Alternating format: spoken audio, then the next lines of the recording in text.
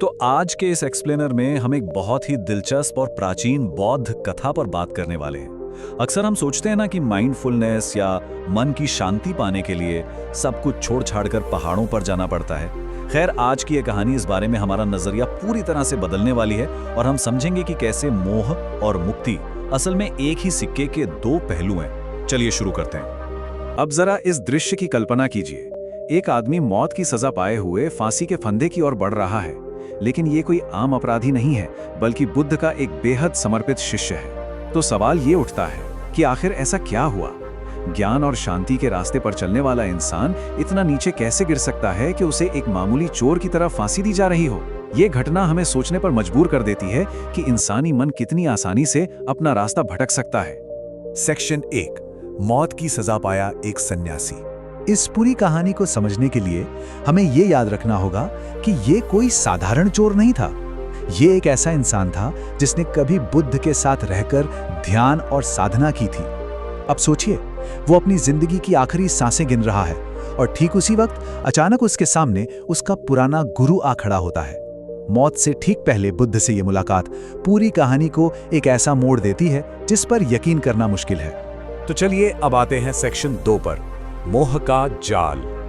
अब इस चमत्कारी बदलाव को देखने से पहले यह समझना बहुत जरूरी है कि आखिर ये शिष्य इन जंजीरों तक पहुंचा कैसे।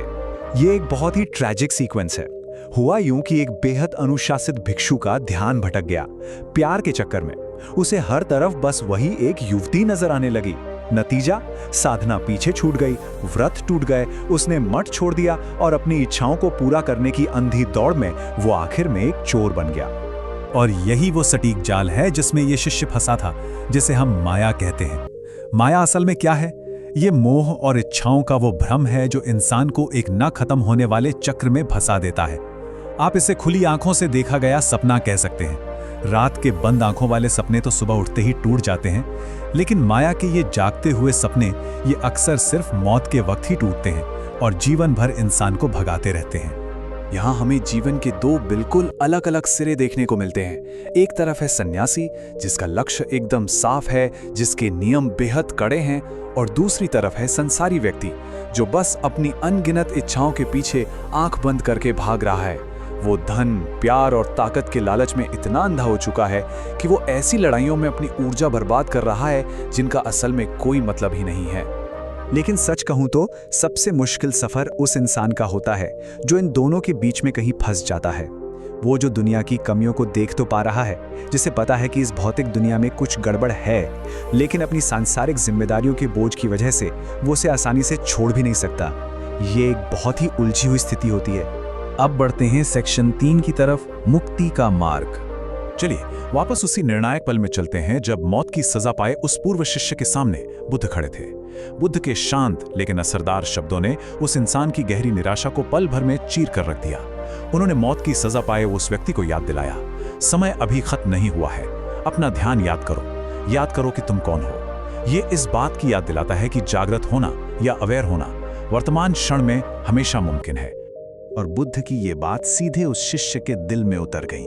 इसे हम संकल्प कहते हैं, एक ऐसा दृढ़ निश्चय जो मन के सभी भ्रमों के खिलाफ एक आंतरिक विद्रोह पैदा कर देता है। और इसी दृढ़ संकल्प की शक्ति से उस शिष्य ने एक ही पल में अपने सारे मोह त्याग दिए और राजा की आंखों के सामने ही वो एक चोर से एक शांत ध्यान में मग्न सन्यासी में बदल गया। एकदम जादुई है ना? अब देखते हैं सेक्शन 4, सार्वभौमिक चोर। अब वहां खड़ा राजा तो ये देखकर पूरी तरह सन्न रह गया। उसने कहा कि अगर तुम बस ये कह दो कि तुमने चोरी नहीं की है तो मैं तुम्हें माफ कर दूंगा। लेकिन अपनी जान बचाने के लिए झूठ बोलने के बजाय उस बदले हुए शिष्य ने मानव स्वभाव की एक बहुत ही गहरी सच्चाई सामने रखी। उसने कहा कि इस दुनिया में हर इंसान एक चोर है। जान बचाने का लालच भी तो एक लालच ही है। दुनिया से कुछ ना कुछ लेना तो जीवन का हिस्सा है, लेकिन असली सन्यासी वो है जो लुटने को तैयार है, जिसने सब कुछ छोड़ दिया है। अगर हम थोड़ा गहराई में जाकर देखें तो हमारा पूरा समाज ही अलग अलग रूपों में चीजों को हासिल करने या यूं कहें कि लूटने पर टिका है। कोई पैसे के पीछे भाग रहा है, कोई प्यार चुरा रहा है, किसी को सम्मान की भूख है तो कोई दूसरों के विचारों की चोरी कर रहा है। इन सब के बिना दुनिया का काम चलता ही नहीं है, जिसका सीधा सा मतलब है कि हम सब इस बहुत बड़े भ्रम का एक सक्रिय हिस्सा हैं। और इसी के साथ हम आते हैं अपने अंतिम हिस्से सेक्शन 5 पर, रोजमर्रा की जिंदगी में जागरण। अब ये सारी बातें हमें इस सवाल पर ला खड़ी करती हैं कि क्या आम लोग अपना जीवन और परिवार छोड़े बिना ये मुक्ति पा सकते हैं?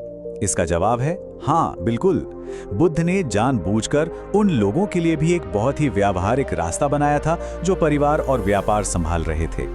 भिक्षुओं के नियम बहुत सख्त थे, लेकिन उपासक वे लोग थे जिन्हें व्यापार करने और शादी करने की छूट थी।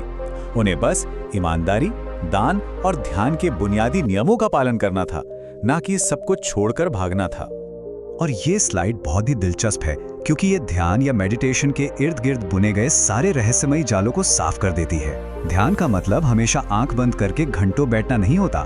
खाते समय खाने पर पूरा ध्यान देना, हवा में झूमते किसी पेड़ को देखना, चिड़िया की आवाज सुनना या यहाँ तक कि अपने कमरे के पंखे की आवाज को ध्यान से सुनना, ये सब साबित करते हैं कि अपना ध्यान किसी साधारण सी चीज पर लगाना भी पूरी तरह से सही रास्ता है। चलिए देखते हैं कि ये कैसे काम करता है। ये एक बहुत ही स्वाभाविक प्रक्रिया है। आप पहले अपने बिखरे हुए ध्यान को एक जगह लाने की कोशिश करते हैं, फिर असल में फोकस करते हैं और आखिर में उस वर्तमान पल में पूरी तरह से खो जाते हैं, लीन हो जाते हैं। ये कोई रहस्यमयी जादू नहीं है, बस प्रैक्टिस के साधारण चरण हैं। एक और अहम बात, अक्सर लोगों को लगता है कि ध्यान करते वक्त अगर दिमाग में बहुत शोर है तो उनका ध्यान फेल हो गया, लेकिन ऐसा बिल्कुल नहीं है। उलझे हुए विचारों का सामना करने का मतलब है कि आपके मन की गंदगी अब आखिरकार आपको साफ साफ दिखने लगी है।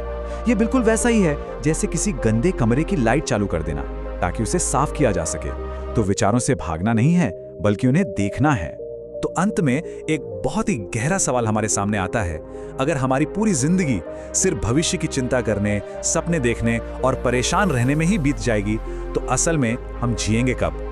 ये हम सब के लिए एक चुनौती है कि हम जीवन को बेमतलब उलझाना बंद करें और आज, अभी, इसी पल में जीना शुरू करें। आज के इस एक्सप्लेनर में हमारे साथ जुड़ने के लिए बहुत बहुत धन्यवाद। उम्मीद है आपको ये चर्चा पसंद आई होगी।